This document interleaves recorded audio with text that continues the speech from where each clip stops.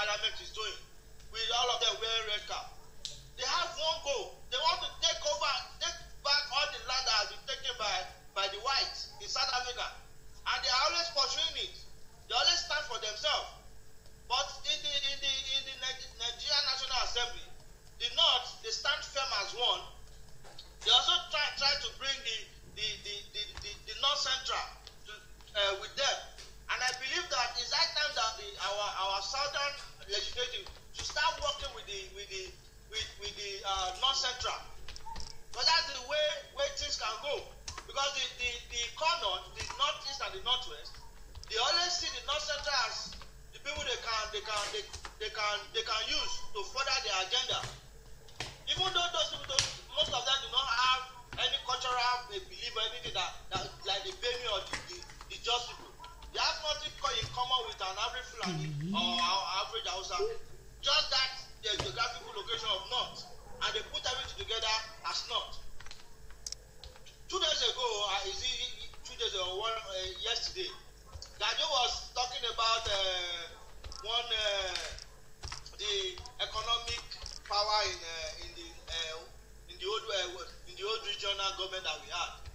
So when he said the North has a strong economy of 500 and something billion, and when he just said the North, but when I now look at the statistics that he posted on his PTR, I have Western region 256 billion strong economy. Eastern region 259 billion. Then there is also Lagos with 18 billion strong economy. So what Gaje was actually saying was that the North is stronger than the other region. So I was not like, whatever we now add the figure here with the Eastern region, because during the amalgamation there was Southern and Northern protectorate. So if you want to give an argument that the Northern economy was stronger in the regional system of government, then you are now trying to be very dumb. Because by the time you've had what the Southeast, the Eastern region and the Western region, which make up the South, and what the Midwest, which also has some Southern Nigeria states in it. Then you now add Lagos to it. You'll be having over 700 billion strong economy in the South. But when he was presenting that, he was saying this fact we have we were just talking about the fact that this fact issue will have no impact on even if all the states that did not used to be a very strong economy. But when you were presenting that, you were presenting something as North. But you are not looking at the way the East and the West are all a part of the South. And by the time you add the two economies together, it's far higher than what you presented as the North being stronger in terms of economy during the regional system of government than the South. So the point is that they always have this sense of saying, oh, whether you are from the Northwest or the Northeast, we are not, or from the North Center, we are not. How do you categorize Kwara and Kogi as North? How? Just because of politics. And they now divided some people, some Yoruba part in Kogi, some Yoruba part in Kwara, and say they are all North. There's nothing like that. So the point I'm just trying to make is that we need to our leaders, our political leaders, need to now start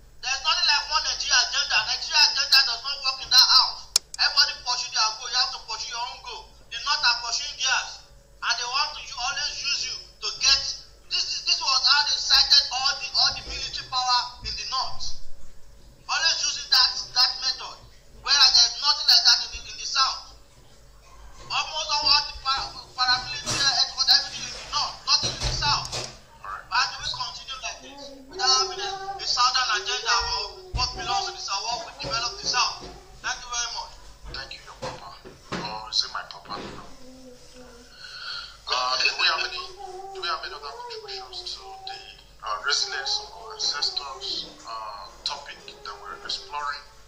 If not, this is what I just want to say, or maybe in the form of a question or a statement, I don't know.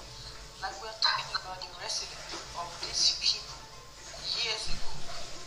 So I don't know. And these people, they were Yorubas.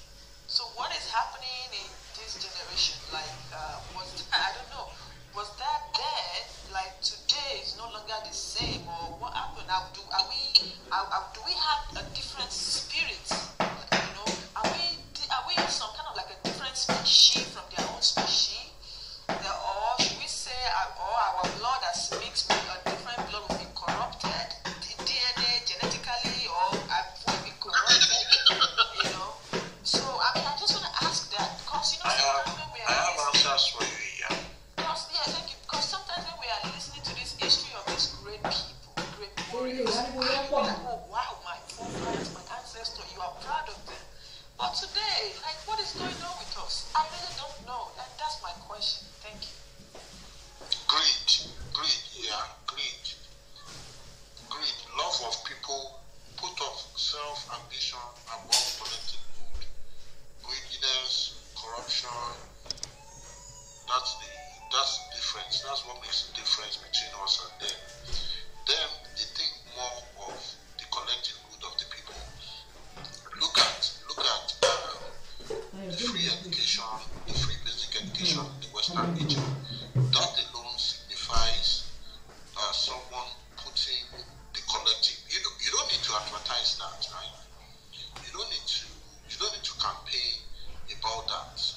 Just set it up. We can see the country we have now. If the president can be interviewed by what's this lady's name? One of the Al Jazeera correspondents, and this was just of recent. And the president was specifically asked in regards to the policy, the CBN policy on forex, how it was difficult for Nigerians to access forex, and the interviewer was making excuse in the case of people that are schooling abroad, people that need to pay essential services, etc., etc. And we could all hear the president's response, right? The president said that, well, Nigeria is broke. If they can afford to, if Nigeria cannot afford to pay those forex bills, there's nothing anybody can do. And the lady went further by saying that, but your own children, she said to the president, your own children, schools abroad. So what do you say to those your citizens that are not privileged, like you are privileged? And the president said that's their luck. The president said that's their luck, tough luck for them, right? So that's the kind of, and it's not just the president only. I can say it authoritatively that is the mindset of even the southwestern representatives in both both the state and the National Assembly too. They're not just. It's just simple. They're not just like the people that we're talking about here, our ancestors. That really, at every point, even though according to the history, Bunker and others have been teaching us that there are a few of them that probably also told this line, and and the thing is, those people also, in addition to what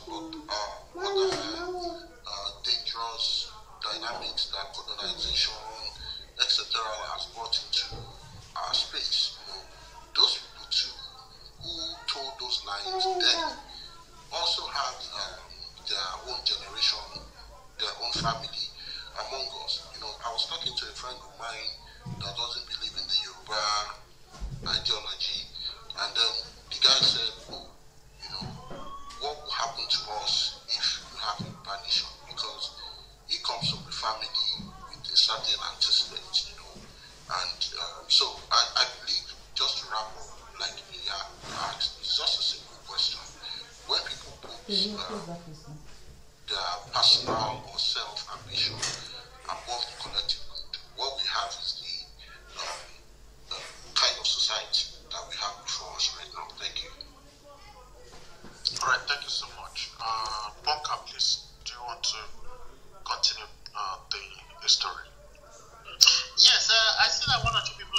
flashing. I don't know if you want him to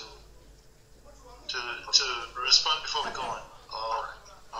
Please flash your mic if you've got contributions or comments.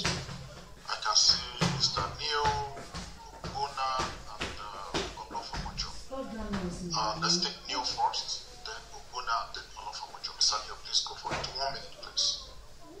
Good evening, everyone. I'm going a different route. I just want to correct a notion that your papa spoke about tribalism. I'm hearing it a lot. It is wrong to be tribal. It's not wrong, guys. To be tribal is to be unapologetic, committed to a social group, a political group, one organization.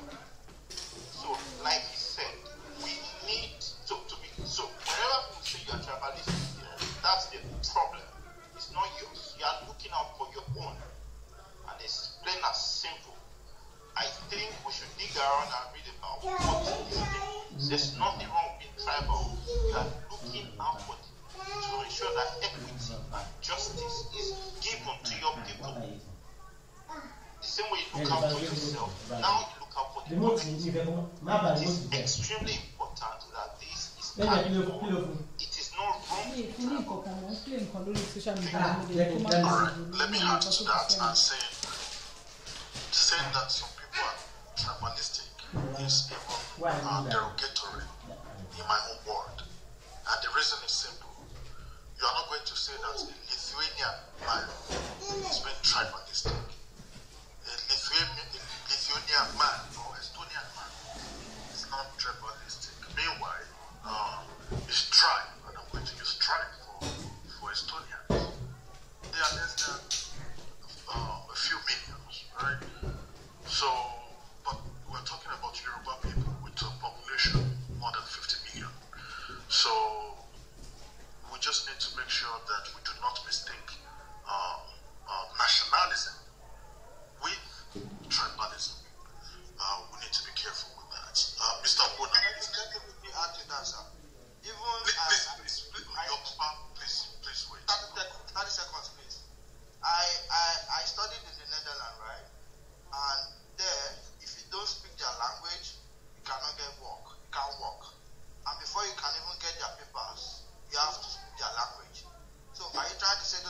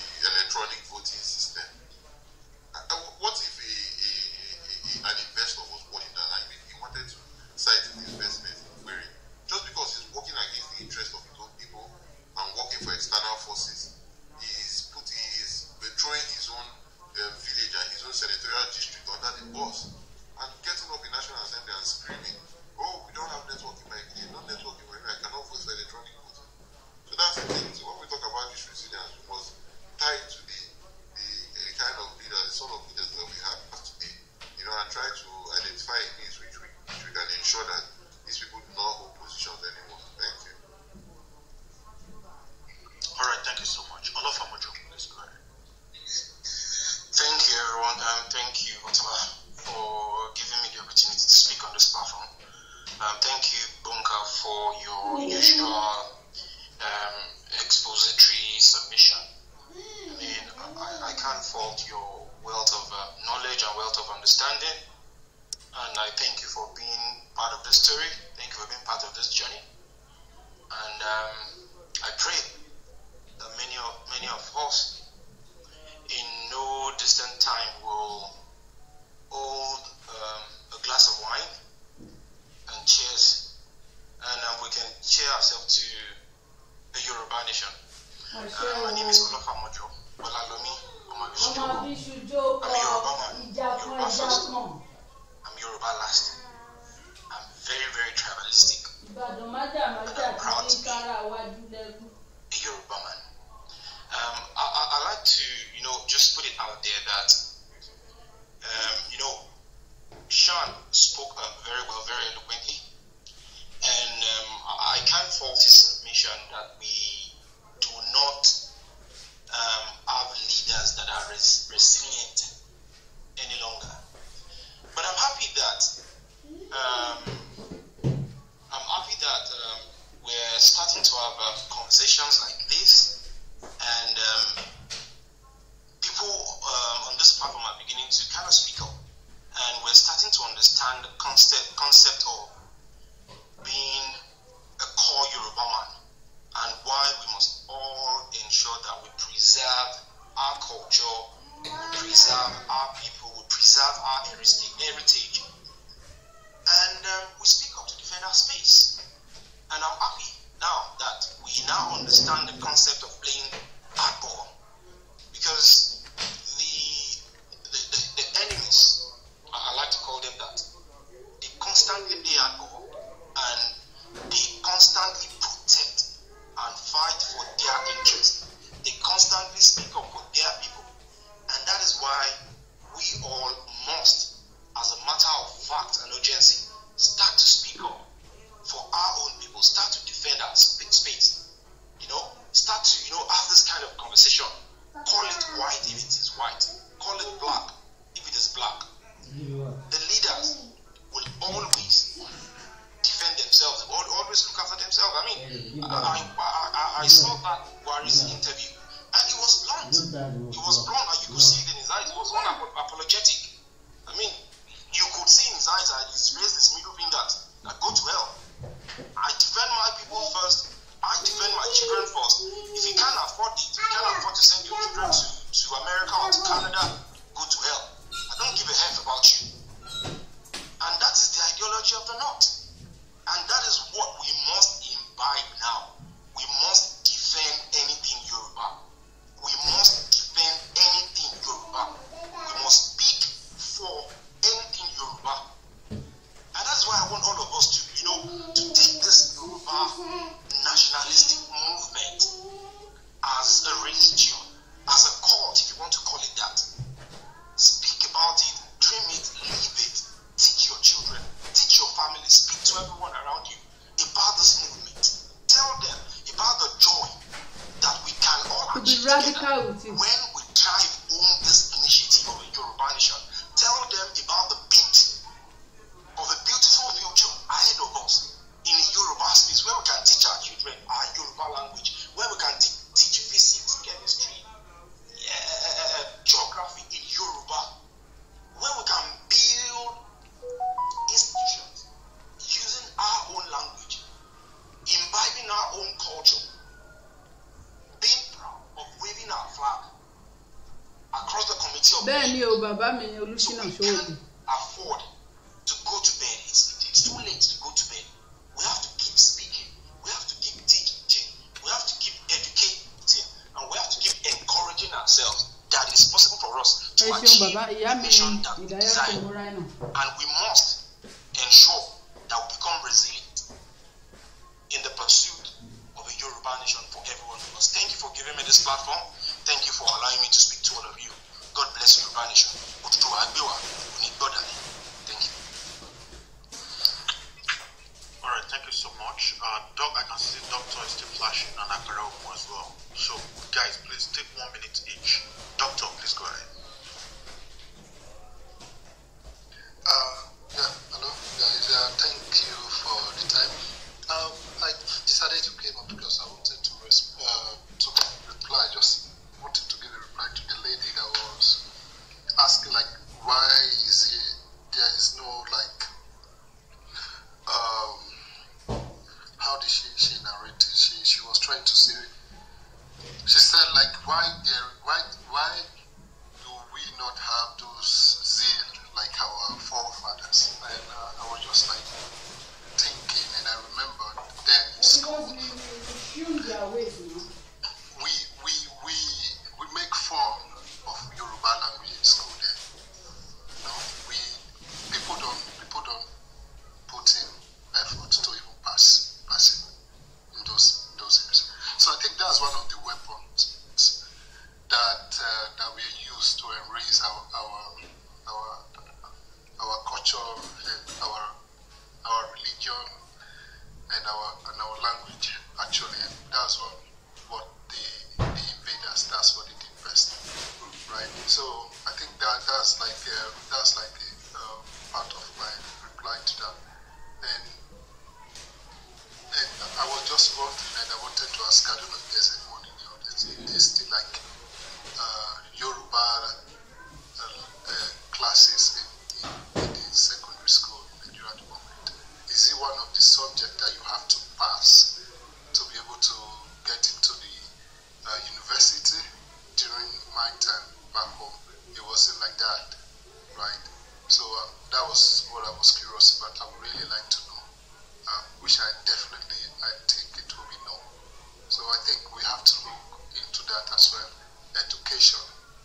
Where are the stories of the Ogun, of the Yemoja, of all those different, even though they paint it like it's a devil worship and this and that, but it's still our culture, right? It's still our religion, right? So I think we should think into that aspect when it comes to what the education as well. What he has done, the good and the bad, how it has erased our cultural and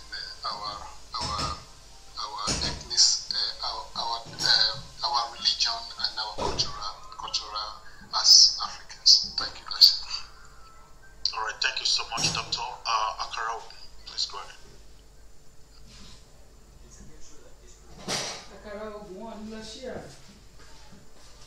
Sorry, we cannot hear you, Akara. Hello, are you speaking?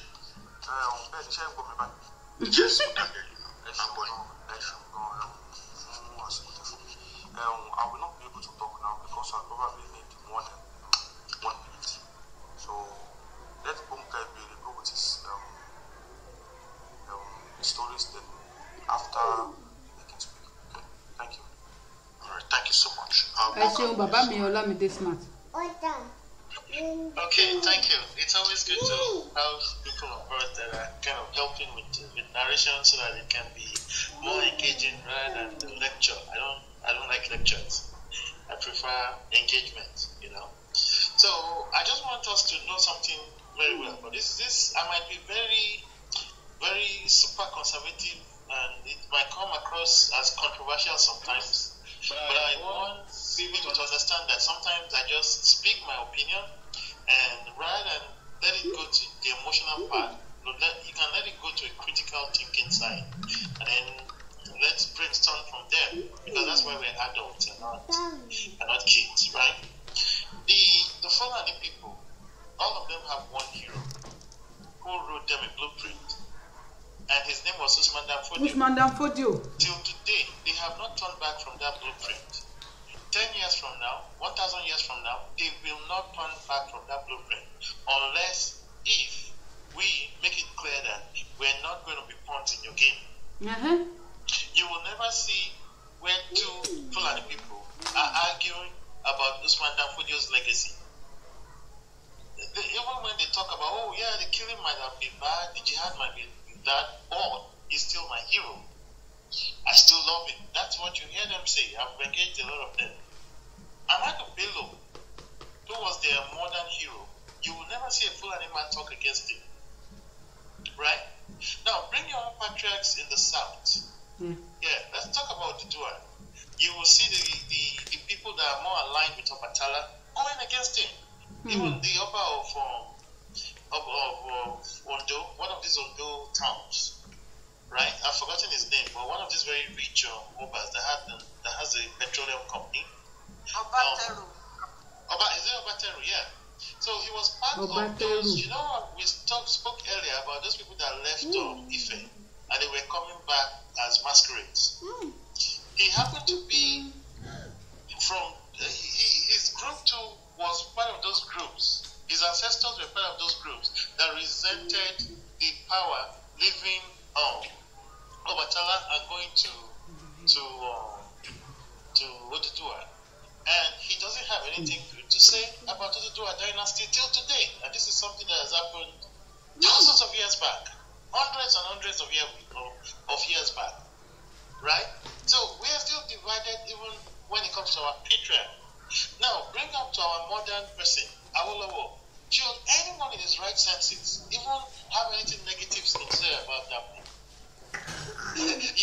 But people don't understand what it means to have united Yoruba people for a common purpose. At that time that Awolowo did it, right? This was a man that was totally a detribalized Yoruba man. He was from Ijebu. He never rated his king above Oni of Ife.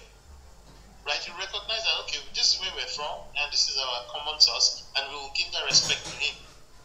Ibadan was so against him, but still, most of his landmark projects you see today, they were in Ibadan. Right?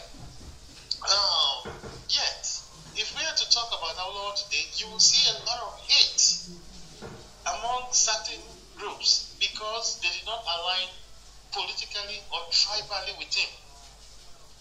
So they cannot recognize his leadership skills, his selfless sacrifice to build a Yoruba nation. That goes down the drain. So this is not about what our senators do in the parliament. This is not even a political issue. It's an identity issue. No, the Fulani people have a Fulani agenda because they are in tune and connect with their ancestors in a way we don't. So if we don't go back to those basics, politics will not. I mean, I don't want to speak for Igbos, but that's the same thing that goes on there. You can't skip that. Detach yourself from your ancestors, detach yourself from their blueprints, detach yourself from what they represented, the blueprints they laid that gave the Yoruba nation that you're a part of today. I think you want to move forward from there. That's going to be a tall call. That's what I have to say about that. But I mean, that would need to come first before we talk of politics. And this is why this kind of sensitization sessions is sometimes very, very, very important. Somebody in Rivers State is saying today that I'm not going to give my taxes to you again, Abuja. And then did not respond and says, be your brother's keeper. Brother waiting. Were you your own brother's keeper when you were invading our own farms? Were you your brother's keeper when they were raping our women, destroying those farms? Did you don't remember that those were your brothers then? When it's time to take their money and redistribute, then you remember they're your brothers. Anyway, let's not discuss politics today. Let's go back to the topic. Danny Babatunde, do you have anything to say? Mr. Abadamasasai, I don't think he's listening. Is he? Maybe he's off his phone. All right. So we'll go back to our topic and on the story of Oluewu. And now they've now decided that okay, we're going to go back and finally get rid of these Fulani people. We don't want them as our neighbors anymore. He keyed in into Eleduwe's advice. So they marched their army and back to that region where they had the first war, and they were now preparing for this war again.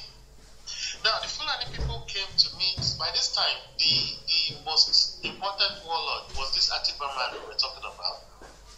So they came to meet him and they said, you know that if your king succeeds in getting rid of us at Ilorin, the next thing he's going to come here to do is to put his house in order.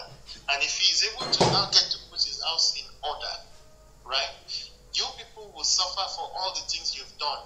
The reason why he has not come for you guys is because he still needs you for this final battle.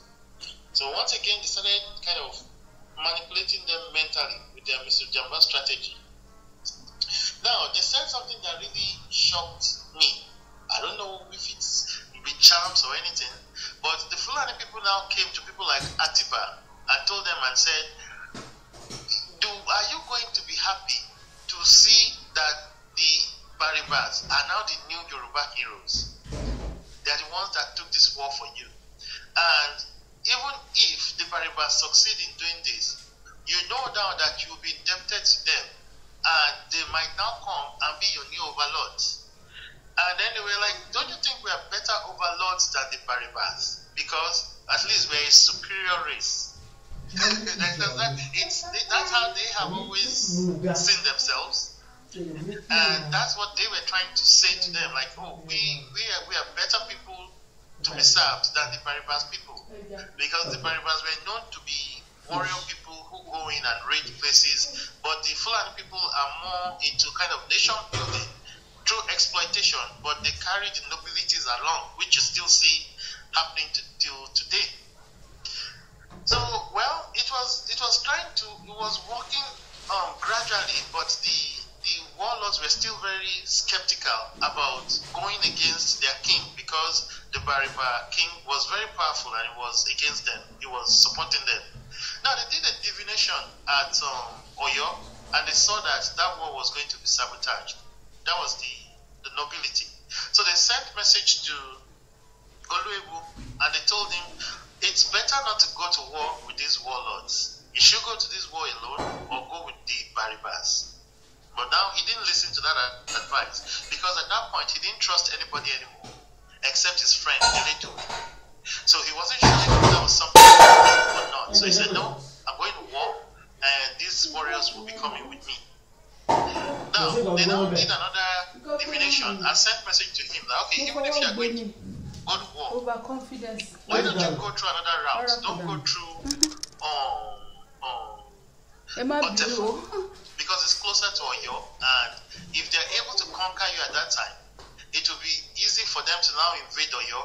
Why don't you take another battle place that is further from Oyo, so that even if you lose, we can still have enough time to recoup ourselves and rebuild ourselves for a counter-attack. Once again, he turned this down and said, no, this is how I fought it in 1830, and this is how I'm going to fight it in 1835. Now, they camped at one of the farms of an Ilorin nobleman, and they raised down his farm and pitched their tents there, and the warriors started coming in one by one to pay homage to Oluewu and Eledue. So they were coming in with their soldiers from each of their regions, and when Atiba came in, he refused to, he acted in a disrespectful way, and one of his security guards walked up to him and shoved him in a disrespectful way, and that led to an argument, and Eledue was not like, oh no, calm down, leave him alone, right?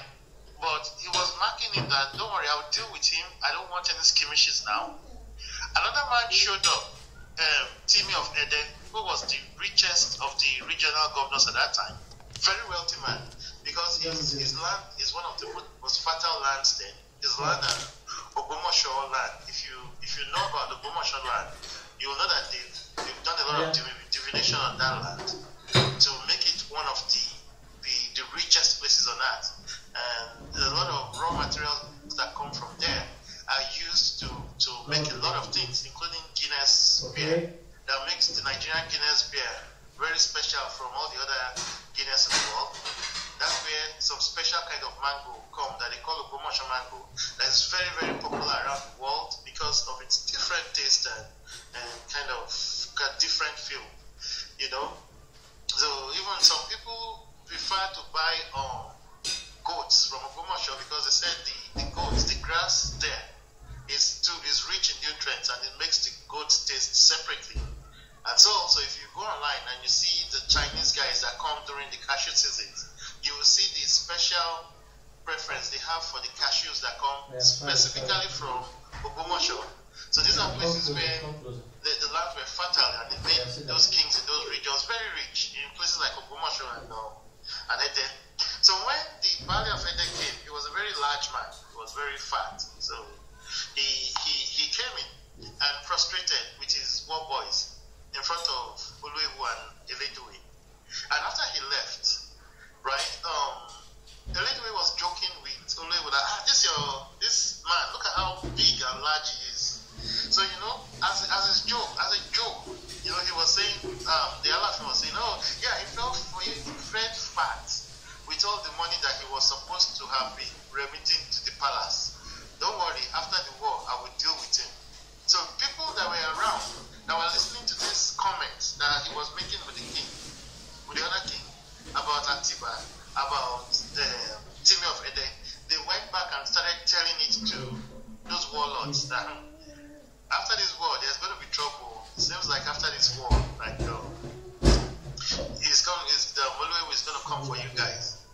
So Atiba now called all the warriors friends that he has had over the years, including the Balogun of Ikoyi, Kurumi, who will later become Kakamfo, including Timi of Ede, and it was like, okay, you know what? Let's fix all this problem with one stone. One, let's find a way to sabotage this war so that the victory to free Yoruba nation will not come from the Baribas.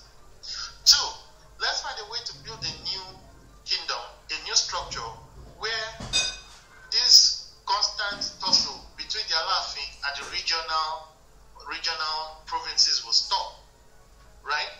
We'll write a new constitution that will give you rights as warlords to reign supreme in your provinces. So they were like, okay, this is the way going forward. So let's find a way to sabotage Oluewu and Eledue and then build a new kingdom. If you agree that I'm going to be king after the fall of Eledue, that was Atiba negotiating with the regional warlords. And of course, they agreed with him. So once again, when they got to Otefon, and they were now structuring for this Eledue war, it was the same arrangement that they had before, and that Eledue will fight from the center, Alafin will fight from the right wing, and Atiba, with all the other warriors, they were going to fight from the left wing. But now Atiba had sent message to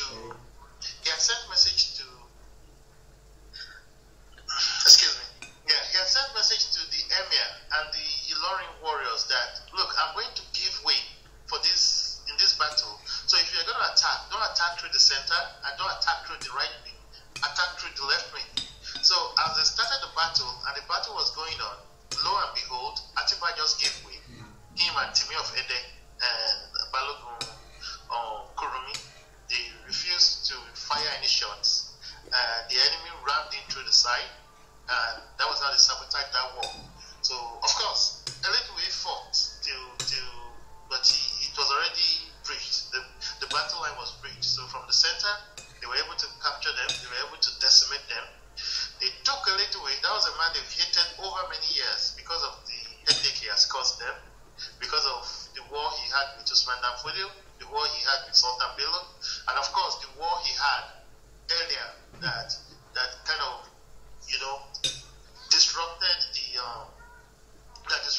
the structure and the inroads that Ilorin was making. So they pulled him down from his horse, stabbed him to death, and cut off his head in anger, right? And till today, I was in Yorubaland 2 years ago, and I was surprised that the story is still fresh among them, the Baribas at Benin Republic. They still say that story, and in a not so happy way. Like, well, we came to help you guys, and you did that to our king. And I'm like, you can't really blame, because that's the warlord, so you can't generalize that blame, you know. But I mean, it was an interesting conversation to have, and I really had time. I spent like a week or two in the Bariba regions of Benin Republic, and it was nice to still see that they have their pride intact, their identity, you know. So they took Beledwe at that war. They took Oluewu at that war, captured him alive, and they took him to Ilorin. Then a sentence was passed by him in the courts of Balogun and Amano, and of course he was executed. And lo and behold, this was what led to the fall of old Oyo Katunga. And Loki and all the people now came in and started doing their raidings. And people now had to desert Oyo. So that was what led to the refugee crisis that you saw happen in Yorubaland, and the creation of Modakeke, the creation of Ibadan, the creation of Ijaye, and the skirmishes that happened in between. It was because a large sort of population had to leave the metropolis and now start moving down south to disrupt the structure of the region. So this was, after this thing, of course, Atiba now became king. This paved the way for him to be king. And of course, he put his new capital at Agoja.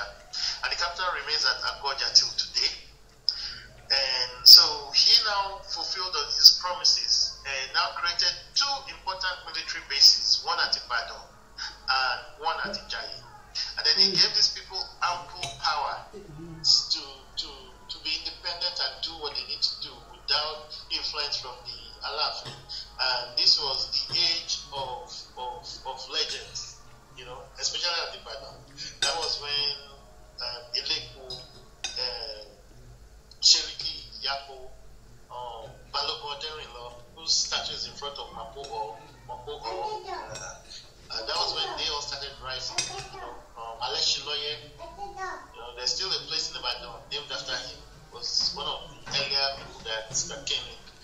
And Pashoro, Kumola, Arelatosa, those are the legends that will now evolve from that structure. And of course, Ijaye was more of a secularized structure, and it was more of Kurumi running the show. And of course, after he was killed in another civil war, Ijaye went underground. So that was how the story ended, and that was how we were able to restructure the new Yoruba nation. And Ibadan now was able to unite all those warlords without influence from Ilorin, and that was when they were now able to put their resources and unity together to fight that battle very well. And that was what led to the Oshobo War, where Ibadan finally defeated Ilorin. So this is where we're going to end our narrations for today. We're going to come back some other time in the near future to continue this narration and have a part 2 on Shodeke. So the floor is open now. Over to you, or Otumba. Baba mi royal sutekabo. Baba wa do atide. Okay. Baba mi tell you Malade. Far from the phone. Thank you so much, Mr. Bunker. Thank you, you know, as always, you are always here to enlighten us. Thank you. May your knowledge, your wisdom, may it continue to increase. So while we are waiting for Otumba, just so thank you guys for joining us in today's program in Yoruba Nation.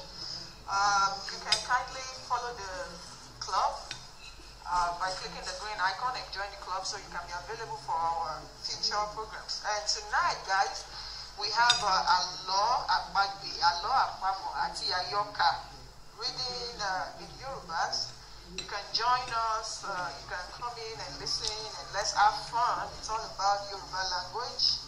Before October, I just want to tell you guys to join us later on tonight to listen to our Alo Apagbe and Alo Apamo and the Ayoka. Who knows, you know, you might be able to win a recharge card, a data subscription on your phone and all that. So I will hand over back to October. Thank you so much. All right, thank you, Yalute. Thank you very much. My brother Karel has got a song to play. I will allow him to play that, and after that, I will call my brother Befitting. Karel, please go ahead. So, now,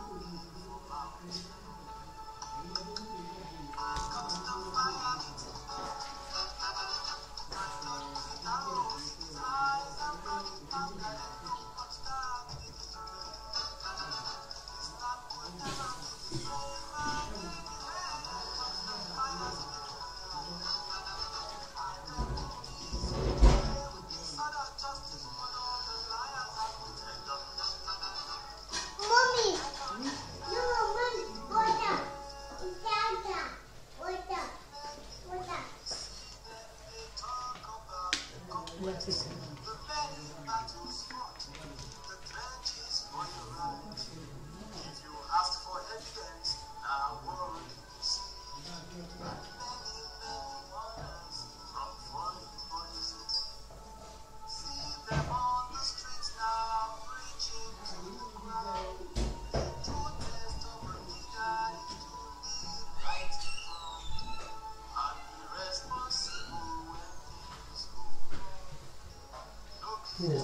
Okay? I will not beat you. Eat, okay? I love you. Eat, okay?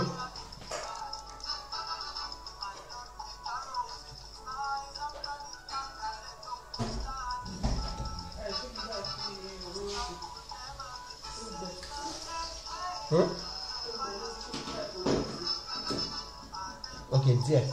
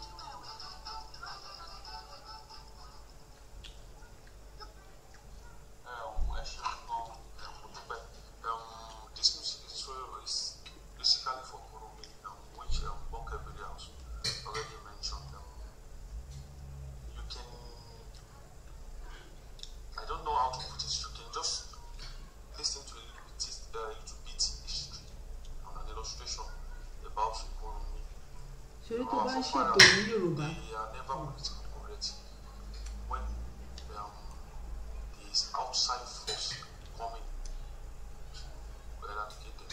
In fact, that is when they are mostly. Tó bá ti ń ṣètò Yorùbá àti sọ English máa di problem tó bá yá. Within themselves, they have problems.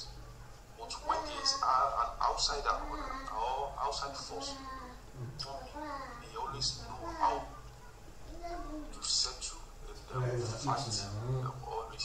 We can hear lost 5 sons in a day, and he still keep on fighting. So we just learn from that music, and I don't know what is wrong with our generation. I know we have been wrongly educated in our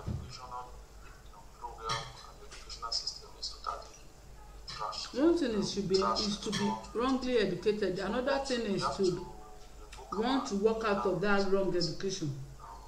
Just that we don't end up in museum. If I'm allowed, I would like to play Brimo, music from Brimo. Oh, she told. Let me go. If I'm allowed. Yeah, we're going to find another time, and let us recover from the one that you have just played. It's the words and they are revealing of who we are meant to be, that we're not. The experience of Kuromi, even the name Kuromi, depicts the warrior that this man was, and he was one of our ancestors, and Are Latosha and different other warlords. Ogedengbe, even your own forefather. Yorubaland, and people that we don't even know their names.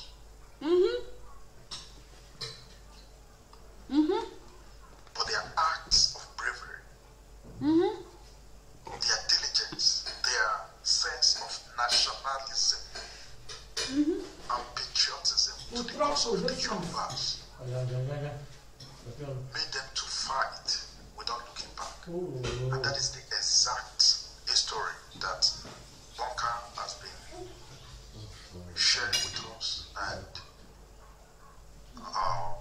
nothing captured that more than the beautiful Nubian song that my brother Akara just played now. If you have some time, please you can go on YouTube and search for that song, and you can play it and listen at your convenience, and you can learn more than words can probably describe. Thank you so much. Mr. Befitting, please go ahead. Alright, thanks. I greet everyone. I hail all the kings and queens in the house. Everybody listen to my voice. I'm so happy. Arakuni Akara Ogun played that song. Beautiful Nuya has always represented with me, and around 1,000 people Sasha. But this is where I want to come, and I will really hope you give me the opportunity to even read an excerpt I read to some people this morning. I don't remember the one I read it to. Because as much as we keep saying these things, people don't understand the power that we need to leverage on to actually succeed. Because what most of us are doing right now is against the nature of who we are. You can't be a Yoruba person and you don't understand the 6 cardinals or that our ancestors even laid down to live our life. No Bible, no Quran needs to tell you that. It's you that needs to understand that your ancestors were wiser than what you are even reading today. No attack to anybody. For example, I don't remember the 6 cardinals through myself right now, but one of them I remember the ladder, and I remember that money, Owo, is the last on the table. The first is Omoluabi, the second is Akikonju, and there are other 3 before, I don't know if anybody knows it, but the last one is, which means if you don't earn those first 5, that money you are looking for at the end of the day is nothing. Now, in our history, no school, no institution is teaching that Shango and that Ogun was the first inventor of gun in our history. Many of us might know today or might have had it one way or the other, but does institution tell people about that? Have they gone to investigate how we did that and how it can be developed? Maybe today, who would have been the one creating the Gatling gun or any other form of guns? But no, people don't see that. They are taught and believe the West is the ones that own the best form of ideologies.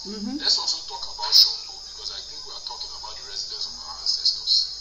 People will just say Shango Lojo Nino, Shango Nino Lojo Nino Leno, and all those stuff, and that is the end of it. And the history we hear is that probably Shango can bring lightning from heaven, there's fire from his eyes, and no.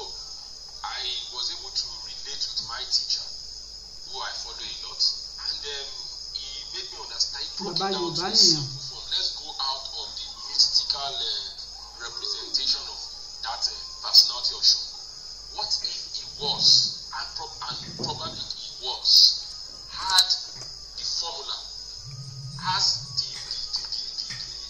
write-up, has the ideology of how to call for lightning right from heaven? What if during his time there was electricity that we don't know today, and we have been thinking that electricity is a thing of this 19th century? Maybe he was the first custodian of understanding electricity in his time, and people will see him as just a mythical god or whatever, not knowing probably he's an inventor, an engineer too. And when they say Shango, whatever, I see his temperament, because Shango is somebody who has a very hot temperament. This is somebody, when he's talking, tó bá ń pọ̀ bá ṣe máa ń sọ ní Yorùbá, tó bá ń pọ̀, àwọn tó wà ní sàkání ẹ̀ iná jó wọn lára ni. That's what it means to me. I'm not disputing the fact that it command fire or it could command electricity, but these are some of the things it could mean. This is the resilience we are talking about, and these are the beautiful histories, beautiful things these people have done. And one of the sessions I did here, there's one particular thing I like to bring out, that there is no way you can talk about African history, especially the Yoruba one, and you want to omit the oral form of education, and you think you already understand our system, and you think it is irrelevant. These are so many things I want to tell people that these are the so many things we have thrown away in the advent of adopting another man's culture. You have lost your own, and you have not been protected. Please, October, I would want to end with this, because this excerpt I want to read is just a 1-minute read, and it's going to really speak a lot of anything that I would love to say more. Please, can I go ahead to read it, please? Yes, please. Alright, thank you. This is written by an Hausa man. I've read it this morning to some people, and I want to read it here too. His writing goes, he said, if you carefully study the Yoruba people, they have a strong ethnic bond, which is very hard for external perpetrators to break. I read their history, especially about wars. I also lived among them some years ago.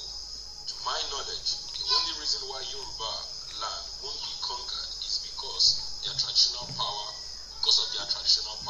nothing again. Nothing else. When Fulani invaded Hausa territory in 18th century, I couldn't comprehend till now why a foreigner will just come to your own land and conquer you. My historical research reveals that the Hausa people also practices traditions, and they are traditionalists in Hausa land before Fulani jihadists attacked them and conquered the territory. As an Hausa man, I write with regret that we are confused in my land. The Fulanis has mixed up with us. You can't identify an Hausa man from a Fulani, Kanuri, etc. We have lost the power to fight back. Come to think of Yoruba people, the history recorded that the same Fulani that conquered the African kingdom never succeeded in the Yoruba land. Why? I need to be sincere by putting aside religion. The traditional fighters in Yoruba land saved the Yoruba territory. The Fulani attacked the Yoruba kingdom suddenly and unprepared, but these men fought back to retain their territory. They fought not with Islam or Christianity. They fought with both guns and traditional power. Okay. Write this down today for record purpose. Yoruba will never be relevant again in life any day they do away with their culture or traditional practices. Okay. I have been to some countries where I saw Yoruba cultures and traditionalists. They are special, especially in the Western world. Pastor Adeboye is not special because Christianity is a Western religion. How can he be special when he's practicing a foreign religion? Christianity is like Islam, that is well known. So you can't be special in the same field. The same things goes to the various sheikh, imams, etc. in Yorubaland. They are not special because Islam is a popular religion brought to them, just like almost all Africans. If the Fulani had met on Christianity or Islam in Yorubaland when they invaded them in the 18th century, then Yorubaland would have been history. Like okay. But these traditionalists fought with their powers by defeating the Fulanis in various wars. I have read that Fulani and Yoruba are enemies historically. Let me expose a secret. The Fulani fears the Yoruba people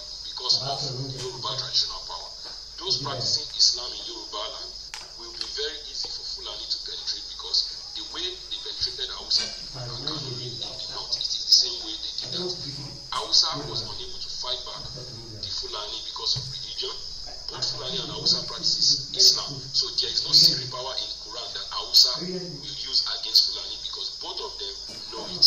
Look at the Yorubas. They have something different which is known to them, and this is why they were able to use it against any foreign invaders. Do not get me wrong. I'm not saying Fulani, Hausa, or Igbos, etc. in Nigeria doesn't have culture or traditional powers. My point is that they didn't take those powers important. Unlike the Yorubas who made it important as their religion, most of their kings are spiritual. How many of my emirs have this type of power? Were there not Hausa leaders in Hausa kingdom before Fulani conquerors came? Why didn't they succeed? In Yorubaland, the Amotekun, OPC, and the other Yoruba security groups in Nigeria, do you think they just carry all guns and went to the forest? When Yoruba said they would mercilessly deal with Boko Haram if they ever try to attack their territory, do you think this statement came from a pastor or imam? It actually came from a Yoruba traditionalist. The Fulani and other Yoruba enemies have been looking for a way to penetrate Yorubaland, but this traditional power is their affair. Quote me anywhere, I know what I am saying. I am not a fool. You don't compare black people with whites. We are different. We need to look back at history. I am an educated Hausa man who knows much about history. The day all Yorubas becomes Christians, Muslims, or atheists will be the day Yorubaland will become ordinary and not culturally relevant like others. Then their closest enemies will come back and conquer them, even though they failed to conquer their fathers in history. Southern Kaduna is suffering there today because they have no special power for self-defense. You can see how they keep killing them. Do you think if Southern Kaduna had been a Yoruba territory, OPC, Agbakoya, ETC would have confronted these killers? Hausa is not the one killing them in Kaduna. Our people don't have that time. The Miyetti Allah and Fulani should be questioned. This is by Dr. Mohammed Al-Mustafa, Zamfara, Nigeria. So I really appreciate you allowing me to read that, and I hope I was very clear in able to read it well in representing what the man is trying to say. So I will not say too much. I will leave my mic here. It's just food for thought for every one of us. Thank you. That was succinctly put. Thank you so much for reading that to us. Kindly share that with me, and we can share with other people that may be interested in reading that as well. Please. That was powerful. Very, very powerful. Yes. You people should start thinking of how to come back home and stop saying that was powerful. Please flash your mic and you can have the floor. Please. If not, Akaraoku.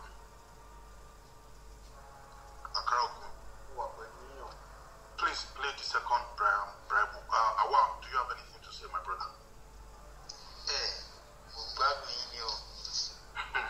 Alright, thank you. My brother Akaraoku, please go ahead. Yes, Ejo, allegation go against Mr. Obamojo. Alright, we are going to come to that. Okay, thank you very much. Akaraoku, please go ahead.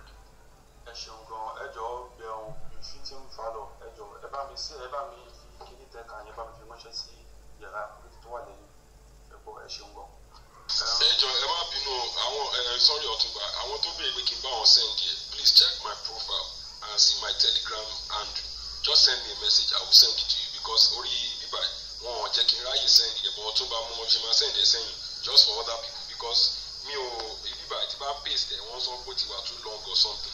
So I don't know how to send it to anybody. So probably just message me on Telegram. You see my handle on my profile. You see the there, please message me, I'll send it to you. Thank you.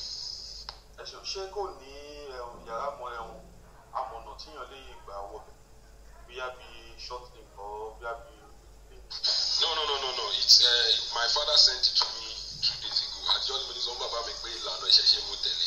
Ojoojúmọ́ ló máa ń fa àwọn kọ̀ọ̀kan ránṣẹ́ sí mi táwọn náà fi ń recover from so many things that in sọ̀rọ̀ lé lórí. So I will not send a similar right. So it's just an article on my WhatsApp. Thank you. This is a big book by Brian from the album called Clitoris. So hold on now. I'll talk about shower there. Yes. Oh, okay.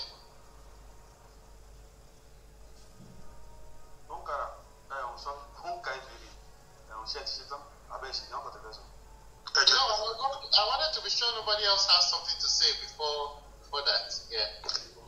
Thank you, sir.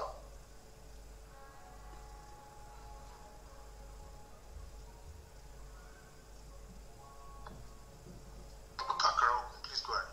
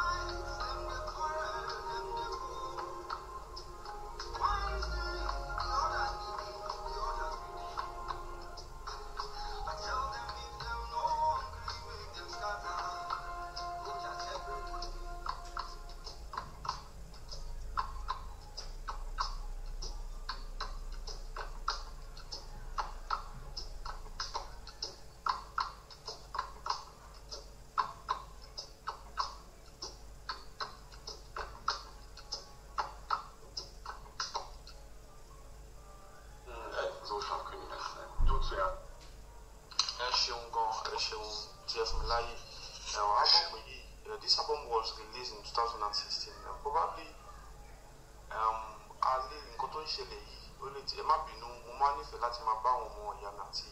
àti mi sọ̀rọ̀ tí a jẹ́ Yorùbá torí ọ̀rọ̀ yìí ó kún àgùn tí yàbá lè tún lè wá ṣe a lè tún ọ̀dẹ̀dẹ̀ ẹni pẹ̀lú míì ṣe. Brimo ó fi kíní sí orí afẹ́fẹ́ ní 2016 àdèmọ́ pé 2016 gbogbo ènìyàn tó ń ṣẹlẹ̀ yìí tí pọ̀ báyìí gẹ́gẹ́ bí a máa ń ṣe mọ àwọn olórin wípé ìmọ̀ mímú ṣe máa pe prophet ní èdè Yorùbá ni wọ́n máa ń ríran ni wọ́n máa ń rí nǹkan tí yóò ń bọ̀ níwájú. Mo dẹ̀ mọ̀ wípé ó lè ti kọ orin yẹn ọdún kan sẹ́yìn kí Buhari tó wọlé ó dẹ̀ lè yẹ pé ó ṣe kọ́ ni gbogbo nǹkan tó sọ nínú orin yẹn wípé tí wọn ò bá lè fohùn ṣọ̀kan kí oníkálukú lọ ẹ̀rí wípé nǹkan tí ó fẹ́ ṣẹlẹ̀ ní àsìkò yìí ni ẹ jẹ́ kí a máa lọ àwọn èèyàn wa tí wọ́n jẹ́ Yorùbá wọ́n ń kọ orin tí ó ń jẹ́ ìṣìtì àwọn bíi Saheed Òṣùpá ní ìṣọwàsí wo tí wọ́n ń kọrin ìṣìtì ẹ jẹ́ ká lọ máa gbógun kí a máa fi mọ nǹkan tó ń ṣẹlẹ̀ tá a bá ń gbọ́ wọn tá a bá ń ibùsọ̀ ní adé àrísítà wọ́n ti kọrin nípa àwọn nǹkan tó ń ṣẹlẹ̀ yìí láyé ìjọ́un wọ́n ti fọ̀ sí nǹkan tó ń ṣẹlẹ̀ tá a bá ń gbọ́ wọn tá a bá tún gbọ́ ìtàn tí wọ́n ń sọ nínú tó ń fi orin sọ ó máa lè ṣí wa lọ́kàn ó máa ń sọ kankan ìmọ̀ tí a bá yẹn gba àfilẹ̀ ń gbẹ́ ẹ̀sìn ni a gbé sórí ju Yorùbá lọ ẹni tó fún wa lẹ́sìn wọn ò kú ìṣèwà dáadáa ẹ jẹ́ ká parí ká máa tọ́ga wa wípé Yorùbá mi Christian kìnnìkan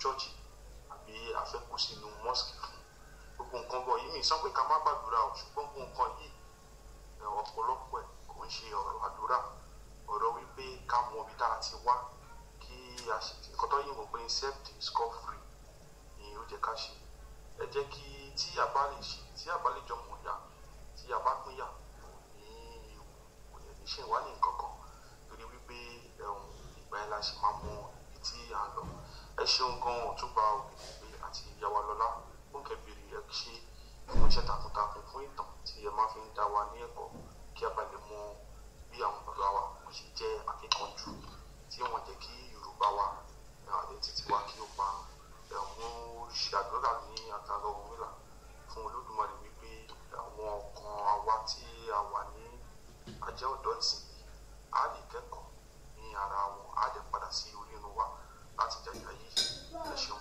ó dàbọ̀. ẹ ṣe púpọ̀ arákùnrin àkàrà ògùn ẹ ṣe fún onírúurú orin tí ẹ ti lò fún wa thank you so much. So I don't know if anyone else has got anything else to contribute. My sister Luafumila, you are welcome. My brother, wow, you're welcome. My sister Rishala, Arabirin Lola, Mr. Tunde, I greet everybody. Mr. Sustenance Alpha, I greet everybody. Mr. Tunde, I can see that you've got something to say. Please, let's make it quick. And after that, my brother AWO. Mr. Tunde, go ahead. Good evening. Thank you, everyone. Thank you for giving me the opportunity.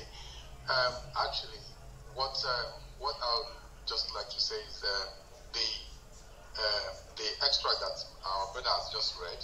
I was able to actually find a link to that. So, whoever actually need a link to the web page, I can actually either flash the mic or send me a picture message, and then I can forward the link to you. Thank you. All right, thank you so much. Please share with everybody. I think we would like to have that. Please, for sure, share with myself. Thank you. Mr. AWO, please go ahead. ẹ ṣe ń pọ̀ àkọ́rọ̀ ogun ẹni fókò báyọ̀ ìgbà tẹ́yìn sí everybody ẹ̀ bọ̀ mi ò bínú ṣá arákùnrin ọlọ́fà mọ́jọ ẹjọ́ ṣẹ̀ wá bẹ́ẹ̀ arákùnrin ọlọ́fà mọ́jọ. Ó wà bẹ́ẹ̀. Mo wà bẹ́ẹ̀ o. Ok, ẹjọ́ ẹ sọ wọ́n yín ẹjọ́ nítorí Ọlọ́run ẹ sọ. Owó kí ni mo nílò láti sọ? Ẹ má ní ká máa fara wa níta ó ti yé. Owó kò yé mi ni. Ó yẹ kẹ́ ẹ ti mú nǹkan wá fún bàbá ìṣàkọlẹ̀. Ó yá ẹ bára yín sọ̀rọ̀ lẹ́yìn o. Ó yá ẹ ṣe o. Ok, Mr. Àkàrà ogun ẹ dákun ẹ bá mi pè orin Ibrahim tẹ bá tún ní lẹ́yìn gbogbo ẹ bá ti ojúmọ́lẹ̀. Ọ̀túnba ẹ má bínú mo fi orúkọ bo ọ̀rẹ́ wa kan láṣìírí ọ̀rẹ́ wa mọ́rẹ́ mi olórúkọ àdúgbò wọn dé o. Jí bàbá, please go ahead. Ẹ ṣeun gan o mo kàn tẹ̀ fẹ́ bèrè ṣé Mr. Gbonka àti àwọn historian tó wà ní ṣé wọ́n lè bá àwọn Nollywood Yorùbá actors sọ gbogbo kìíní kan kò fi ṣe movie because our people are much more nǹkan máa ń yé wọn through entertainment. For example of kìíní kan ṣe tán wúrà something. The only time tó yẹ kí mi fi wọn. Kìnní kan ṣe tán jí bàbá. Nǹkan tó jẹ́ orúkọ yẹn was through Yorùbá movie kan tí mo ti pẹ́ gan eré ayé àtijọ́ la máa ń pè. I mean if these things can come back on the screen I think it will go a long way to let our people understand their identity. Ayé bàbá arákùnrin Ọlá Blaze wọ́n ti sọ pé àwọn máa bá Gbonka àtàwọn historian mi náà ṣiṣẹ́ láti lè ṣe àwọn documentary àwọn nǹkan yìí iṣẹ́ ń lọ lọ́wọ́ lórí. And that's right. Like a movie like that, if you remember very well, I think it was Akinwumi Shola. Most of his books, most of Akinwumi Shola's books, they want low that they use the books to form the play and all that. Recently, I watched Moremi. I watched the movie Moremi, and that you can see it. They go, oh wow! Even people that doesn't know Moremi or what happened and all that, they saw the movie and oh wow! So this is what Moremi did and all that. So and most of this movie was a book by most of them were from Akibu Mishola. And like most of the story that Bunka is telling us now, and most of them they are already written. They are written down in the book. But most of our Nollywood won't just do something that won't bring money. You know, it's all about the money for them. So if this would not put money, unless if we and people are ready to say, okay, we will sponsor this project, we'll put the money in and all that. So probably maybe that will push the narrative. But for them to just do it, I don't think a lot of them, because they are paper service or whatever it is for them. Yeah, the Moremo movie, did you watch it on YouTube or Netflix? I just wanted to ask. On YouTube. All right, thank you so much. Mr. Bonka, do you have any final remarks? àti wọ́n ti ṣe sí ẹ̀rọ àgbéléwò tí ẹni wò lórí ìkànnì YouTube bí Basọ̀run Gáà ó wà lórí YouTube. And even Afonja is there too, yeah. Ṣàngó ó wà lórí YouTube. Odùduwà bó tẹ̀ jẹ́ wípé ìtàn tí wọ́n sọ nínú eré yẹn kò ń ṣe ìtàn tí Ifá jẹ́ ká mọ̀ pé ìtàn ṣùgbọ́n ìtàn Odùduwà náà wà lórí YouTube. Ìtàn Ẹfúnṣetán Aníwúrà wà lórí YouTube. Aníkútù wọn kan tí wọ́n ti ó pọ̀ díẹ̀ tí wọ́n ti gbìyànjú. Wọ́n gbìyànjú díẹ̀ àwọn tó ti ṣe ti kọ́ àwọn tó wà nísìnyí. Ó dà kí Basọ̀run Gáà náà wà. Basọ̀run Gáà wà. Basọ̀run Gáà wà, Afonja wà. The Moremi is the latest one that they put on. Even though Moremi, the movie Moremi has been done for a long time, but they just uploaded it on YouTube recently. All right. Thank you so much. Ó sọ ń jẹ́ nítorí Yorùbá. Àwọn tó wà ní fíìmù sí kò sí lọ́wọ́ káàṣì. Ẹ jẹ́ kí á wá sí ẹ bá lè lọ wo àwọn fíìmù lè kí lánìí. Wọ́n lè má sọ history nípa particular individual or wọ́n máa ń sọ history nípa culture Yorùbá tó ti wà in existence. Àwọn movies like Ìdànrè, Ṣàwòrò Idẹ, ìyẹn tẹ̀ ti pẹ́ jẹ́. There are other movies tó yẹ pé bàbá tí màá compile list yẹn. You say Ìdànrè? Yes. But is Ìdànrè on YouTube? I'm not sure. I'll try and compile. Mo ìdíre pàápàá ní lórí YouTube. Put your mind. All right. So, Mr. Bonka, do you have any concluding thoughts or remarks as we end this session? And in the future, we can have other. I know we've talked about Shodeke, Egba, and their evolution. I know we have that in the pipeline, and we can work together to come up with a schedule. And 4 p.m. today, we're going to be having Alo, Akbamo, Ati Akbagbi, Ati. If you have different folk tales that you'd like to share, please kindly come around. And that's 4 p.m. Central Standard Time. Mr. Bonka, would you like to give us your concluding thoughts and remarks? Yes, thank you everyone. Like I said, Iya Lola has accused us that why are we always focusing on Oyo. So we will change that with our next episode on Shodeke. And because the resilience of our ancestors, the part two will be shown the Egba people, because they were also very resilient people, starting from Lisabi up until even their women. You see all these women you are mentioning, they were all Egba women. And we're talking of Efushito. Efushito was Egba. And Madame Tinubu, she was also Egba. Same thing with Madame Kuti. So you can see that their own is even two sides. While all the other ones are celebrating men, Egba had a very good balancing situation. And the major link between two, Egba of the past and Egba of the future, the link between them was Shodeke. So that's going to be our next episode. It's about very lady. And she justice. So we'll start fresh. And then, as I like to give things from its very foundation, and then this evolution and the challenges, that's what we're going to do next. Thank you very much. All right, thank you. Can I say something as well? Please go ahead.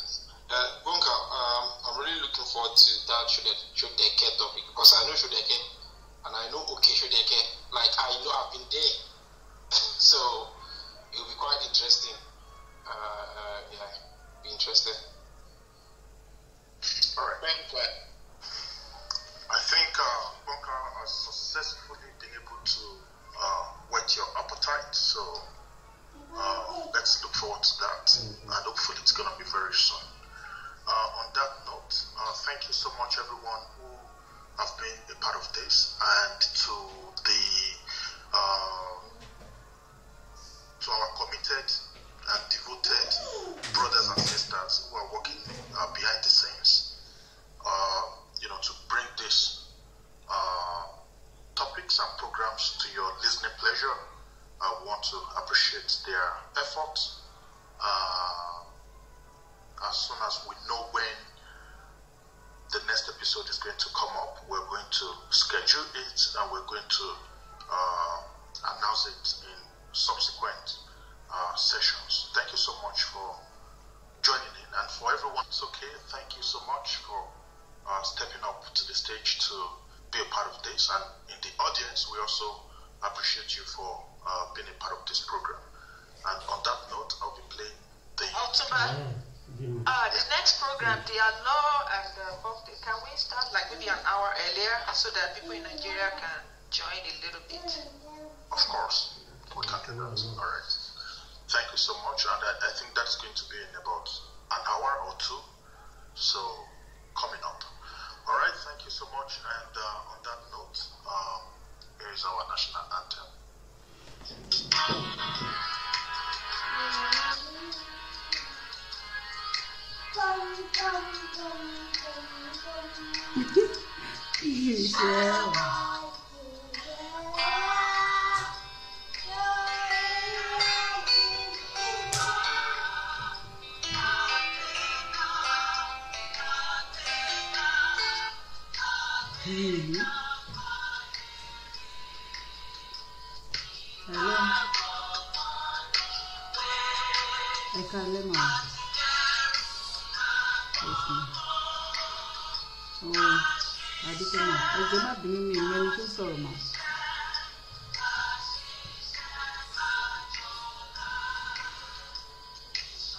Ben.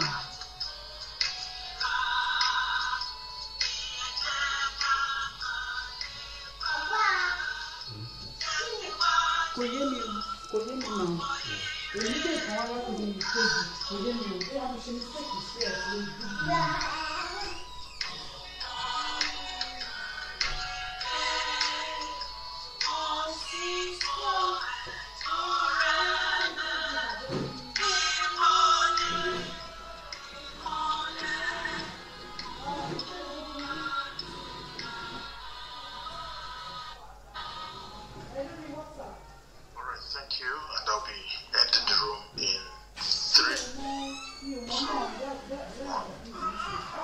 Mistake ni ewo, ẹ má bínú, ẹ jọ̀ọ́.